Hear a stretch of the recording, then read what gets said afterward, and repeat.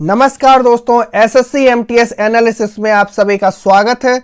आज एमटीएस का last exam है, 20 जून है और 20 जून को जो पहली शिफ्ट में एग्जाम हुआ था उनके 25 क्वेश्चन जीएस के आ चुके हैं। चलिए डिस्कस करते हैं कौन से क्वेश्चन आए थे। तो पहला क्वेश्चन आया था, गणगौर पर्व में किस देवता की पूजा की जाती है? तो इसमें शिव और पार्वती जी की पूजा की जाती है। गणगौर का जो अर्थ होता है वह दो शब्दों से मिलकर बना होता है, गण और गौर, जिसमें गण का मतलब होता है शिव और गौर का मतलब होता है पार्वती। वास्तव में गणगौर पूजन मां पार्वती और भगवान शिव की पूजा का दिन है। यह भारतीय राज्य राजस्थान, गुजरात, मध्य प्रदेश और पश्चिम बंगाल के कुछ हिस्सों में मनाया जाने वाला त्योहार है।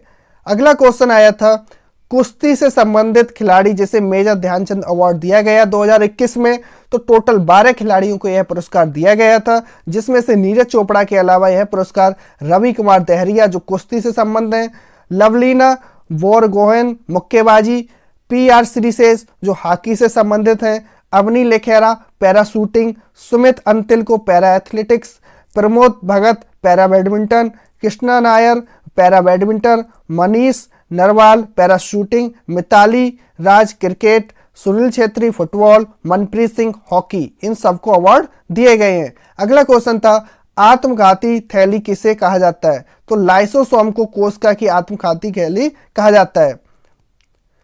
अगला क्वेश्चन आया था, हे हक नृत्य किस राज्य से संबंधित है? तो यह त्रिपुरा राज्य से संबंध रखता है। अगला क्वेश्चन था, भारतीय संविधान का अनुच्छेद 51 किससे संबंधित है? तो यह अंतरराष्ट्रीय शांति और सुरक्षा को बढ़ावा देने से संबंध रखता है, आर्टिकल नंबर 51। अगला क्वेश्चन था, राष्ट्रीय ध्वज का सम्मान करना कौन सा अधिकार है? तो राष्ट्रीय ध्वज का और राष्ट्रगान का सम्मान करना प्रत्येक नागरिक का मौलिक कर्तव्य है। अगला क्वेश्चन है, वास्तुकला की डबल डोम शैली किसके द्वारा शुरू की गई थी? यह किस दिल्ली सल्तनत राजवंश ने दोहरे गुम्बद की अवधारणा पेश की? तो लोधी वंश ने दोहरे गुम्बद की अवधारणा पेश की थी।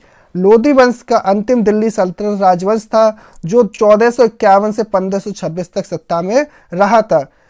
इस राजवंश की जो स्थापना की थी वह वैलो लोधी ने की थी। सिकंदर लोधी द्वारा गज सिकंदरी खेती की भूमि को मापने की एक इकाई शुरू की गई थी। उन्होंने 1504 में आगरा की स्थापना की थी। अगला क्वेश्चन आया था, भारतीय राष्ट्रीय कांग्रेस की स्थापना कब और किसने की?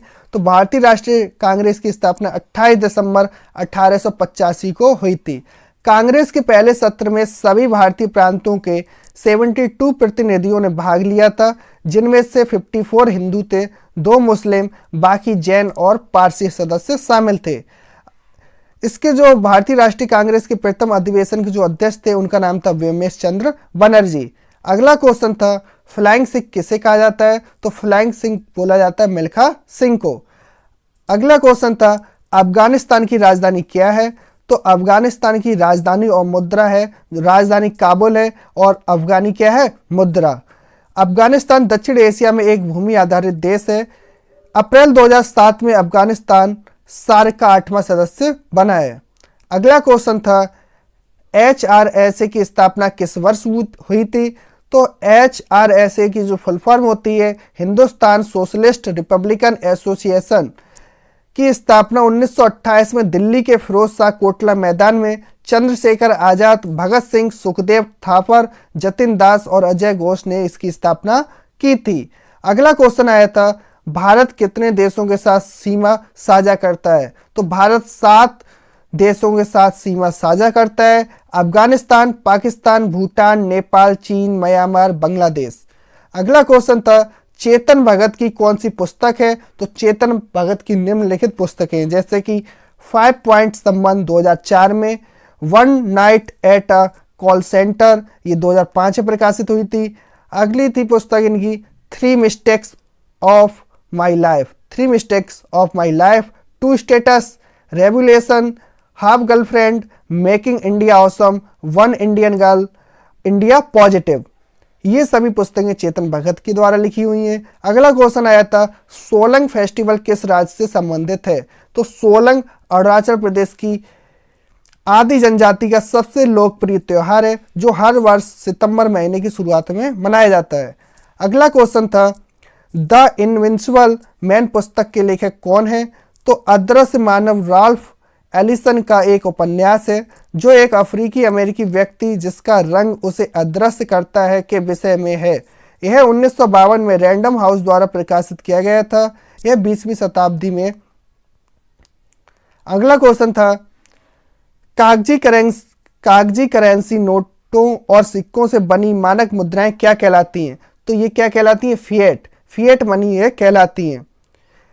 अगला क्वेश्चन था जगजीत सिंह क्या गाते थे? तो जगजीत सिंह संगीतकार, गजल और गायक थे। अगला क्वेश्चन, और एक निर्देशक भी थे।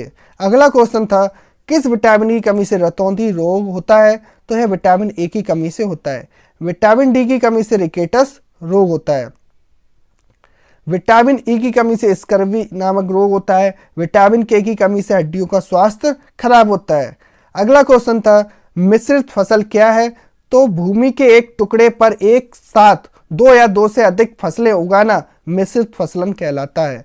यह जोखिम को कम करता है और फसलों में से एक विफल होने पर कुछ सुरक्षा प्रदान करता है। उदाहरण के लिए चना के साथ गेहूं बोया जाता है। अगला क्वेश्चन आया था नए नार के भक्त थे। तो नए नार के जो भक्त थे वह शिव के भक्त कहलाते हैं। जो विष्णु के भक्त कहलाते हैं उनको अलवार बोलते हैं। दक्षिण भारत में 13वीं शताब्दी के अंत तक वैष्णव आंदोलन एक मजबूत था। अगला क्वेश्चन था अशोक ने अशोक स्तंभ क्यों बनवाया? तो अशोक के बौद्ध धर्म पर जोर देते हैं और अपने पूरे राज्य में धर्म का प्रचार प्रसार करने की उसकी इच्छा का समर्थन करते हुए उसने बौद्ध अशोक स्तंभ बनवाए। अगला क्वेश्चन था पोषण अभियान किस मंत्रालय ने शुरू किया? तो राष्ट्रीय पोषण अभियान या राष्ट्रीय पोषण मिशन को सरकार के महिला एवं बाल विकास मंत्रालय के तहत प्रसारित किया गया। अगला क्वेश्चन है निम्न में से किसे भूकंप के उद्गम बिंदु के रूप में जाना जाता है? तो सही उत्तर होगा इसका भूकंपीय केंद्र बिंदु। क्रस्ट के अंदर का वह बिंदु जहां दाब उत्सर्जित होता है केंद्र या भूकंपीय केंद्र कहलाता है। पृथ्वी की सतह पर फोकस के ऊपर स्थित बिंदु को उपकेंद्रित कहा जाता है। अगला क्वेश्चन था किस राज्य में उगादि एक महत्वपूर्ण उत्सव के रूप में मनाया जाता है? तो उगादि को कर्नाटक में एक नए साल के रूप में मनाया जाता है। यह आंध्र प्रदेश में भी मनाए जाने वाला त्यौहार है। अन्य प्रसिद्ध त्यौहार है संक्रांति और रोटी जो कि बनाए जाते हैं। अगला क्वेश्चन, इसी बीच आपके जो 25 क्वेश्चन होते हैं वो समाप्त होते हैं। अगर आपको ये वीडियो अच्छी लगी हो तो इस चैनल को सब्सक्राइब, लाइक, शेयर, कमेंट करना ना भूलें। धन्यवाद।